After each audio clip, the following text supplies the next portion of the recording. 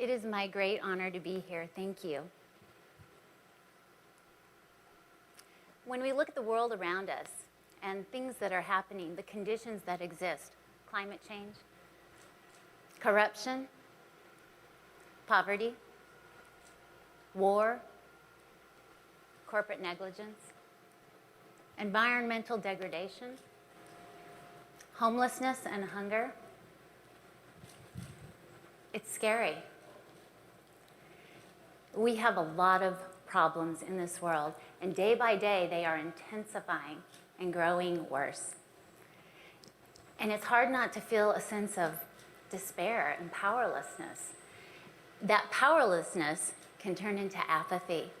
And honestly, most of us are so busy running our own lives that we just hope somebody else is going to step up and take care of it. Well, the truth is, that's not happening. Our leaders aren't doing it, our corporations aren't doing it, our governments aren't doing it. And something needs to give. So I ask myself, what's the problem? If these conditions are so intolerable and so unacceptable, why do they persist?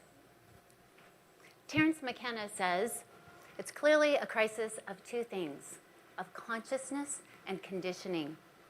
We have the technological power, the engineering skills to save our planet, to cure disease, to feed the hungry, to end war, but we lack the intellectual vision, the ability to change our minds. We must decondition ourselves from 10,000 years of bad behavior, and it's not easy. So let's take a look at the current prevailing conception of what leadership is as it's widely practiced today. Rugged individualism is glorified, selfishness is next to godliness, and profit is the holy grail.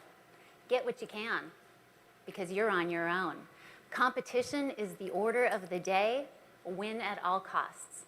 From this model, competition is seen as a way to create prosperity.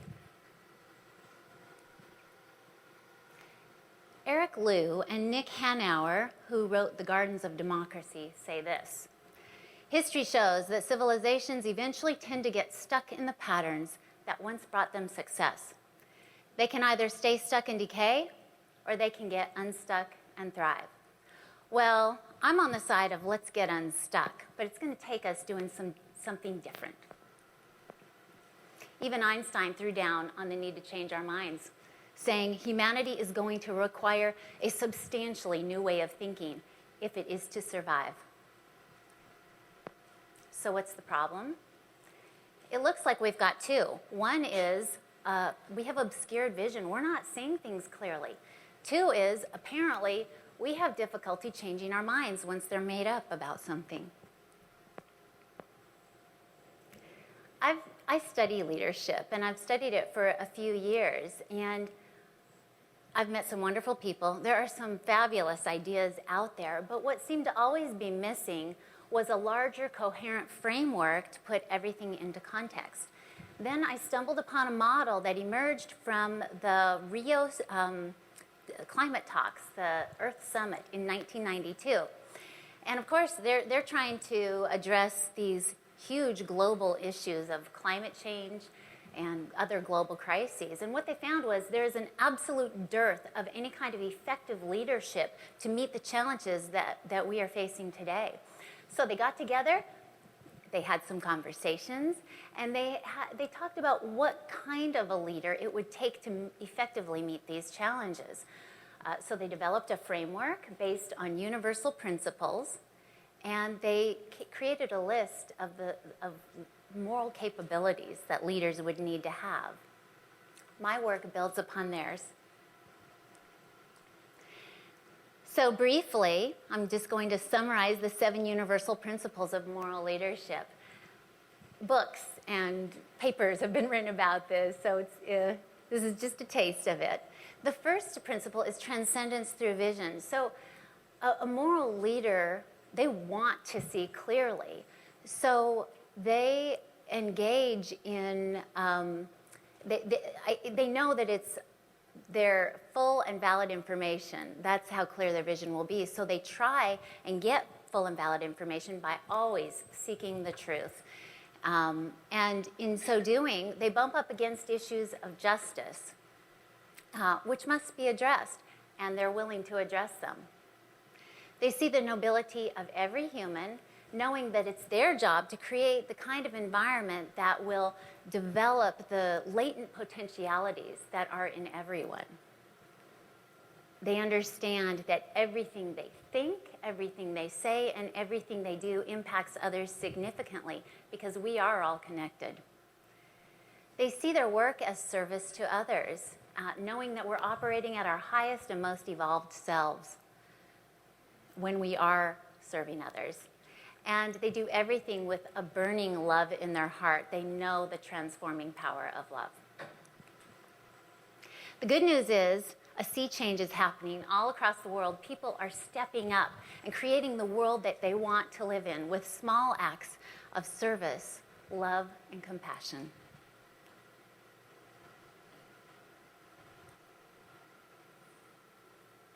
These 7 universal principles really are a guiding constellation to the way a moral leader views the world. It's a completely new conception of leadership. It is a new way of thinking.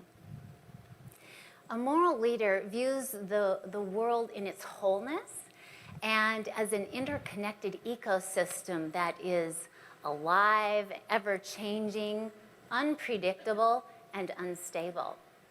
The new science of complex adaptive systems tells us that things happen in a very non-linear way, but we're all linked. And humans are seen as emotional, reciprocal approximators. And essentially what that means is behavior is contagious. So what I do impacts you, and what you do impacts me. So, and there's some really actually cool research that supports this.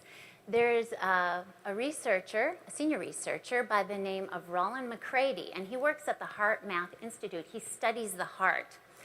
So basically, when the heart beats, it emits this really large electromagnetic energy field, and it can be measured. So when you wire 2 people up, the heartbeat in one person can be measured, it's being detected in the brain of another, and vice versa. So not only is it measurable, but it has a physiological effect on others too. It turns out that strong emotionality, both positive and negative, impacts others. And this is really interesting. He goes on to say that the prevailing medical paradigm of the last 30 years is backwards, which says that the brain controls the body. He says that's all wrong. 90 to 95% of the information transmitted through our nervous system travels from the body to the brain. So when we act in love for others and kindness and respect and service, it makes a difference.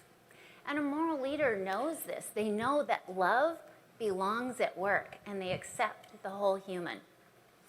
Another concept to this model is that it is cooperation and not competition that creates prosperity.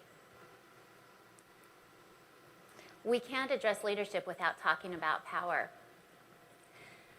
Traditional leadership uses a power-over approach to control others. Power is seen as finite and scarce, so if I want more, I have to take it from you. Leadership is reserved for the elite few, where they use their power to control others to get the outcomes that they want. Power is used to serve self. The moral leadership model, power is used with people to share leadership. So they know that it's their job to unleash the power in those around them so that they can become their highest selves. And when they do this, when they have this whole cadre of people working around them operating at their highest selves, it's really good for the organizational purpose too. An assumption of this model is that there are two overarching purposes to our lives. The first is individual transformation. And what that is that's the individual striving every day to become our highest selves, developing those qualities that are going to lead to happiness and well-being, not just of ourselves, but those who are around us. The second part of this process is one of social transformation. So when we manifest those inner qualities to the people that we touch, in the places that we occupy, and it impacts the world in a positive way, resulting in this social transformation. So these twin processes of individual and social transformation underpin the whole notion of moral leadership.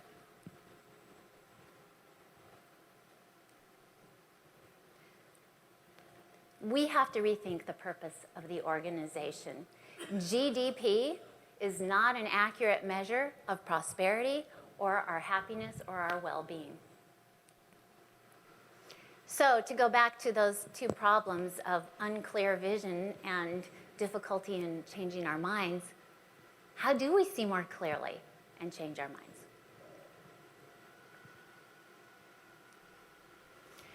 Moral leadership, first of all, they want to see clearly, and they know they can't do it by themselves. They want to change their minds, so they invite conversations. And what's key here is the diversity of the participants. And they do this for two reasons. Number one, they want to give voice and choice to those around them that are affected by the decisions. But number two, it's just smart business. Time and again, research has shown that diverse groups make superior decisions to homogeneous groups. And we really need to develop this ability to sit down and have conversations with each other and avoid those tendencies of either fight or flight. What we really need to do is kind of stand still and lean into the difficulty of an uncomfortable conversation, because we have some big problems we need to solve. Abdu'l-Baha says, the happiness and greatness, the rank and station, the pleasure and peace of an individual have never consisted in his personal wealth, but rather in his excellent character, in his high resolve, the breadth of his learning, and his ability to solve difficult problems. So I've done a lot of contrasting here today, and I want to be clear that my intention is not to otherize people who might have inclination towards more traditional styles of leadership. That's one of the things we need to avoid is dichotomous thinking. You're either this or you're this. No. The truth is, we are all walking paradoxes. We land somewhere on that spectrum depending on the situation. Sometimes I'm more that way, sometimes I'm the other way. Our job is to recognize where we are, cast our gaze in the right direction, and just take a step. And that's all we're supposed to be doing right now. I want to normalize the struggle. It's so nice for people to come up here and say, oh yeah, go change. It's hard. It's not that easy. If we could change so easily, we'd be living in a much different world. So I guess I just want to mention a quick story. I work with organizational leaders to create environment in their organization so that they can better solve problems. When I was explaining to a friend of mine what I did, he said, well, that's just for big corporations, right? And I just had to pause because I thought everybody was on board for this. But I'm so glad he mentioned that to me, because it really highlighted a mental trap that we can all fall into, and that is that somebody over there is the problem, and someone over here needs to be the solution, but I am an uninvolved and powerless bystander. So, in the spirit of moral leadership, let's do a little truth-telling. Whatever we do or don't do, we are active agents in this world. Moral leadership is for everyone. No one gets off the hook. There is no group of elite thinkers who's going to guide us into the light. It's an inside job, and it's on us. Where do we go from here? That's the exciting part. It starts with you and me. Social change and big movements have always started from the grassroots and gone up, not top down. So we have to recognize our power, and we have to step into it and own it.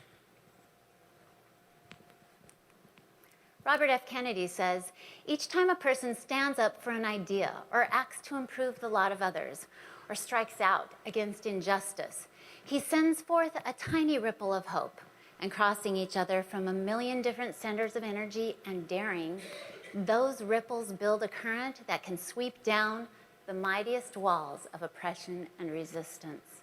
And I want you to notice all of the action in that statement there. It's not thoughts, this is action. So I would like to leave you with one of my favorite quotes from Gandhi. Be the change you wish to see in this world. Thank you.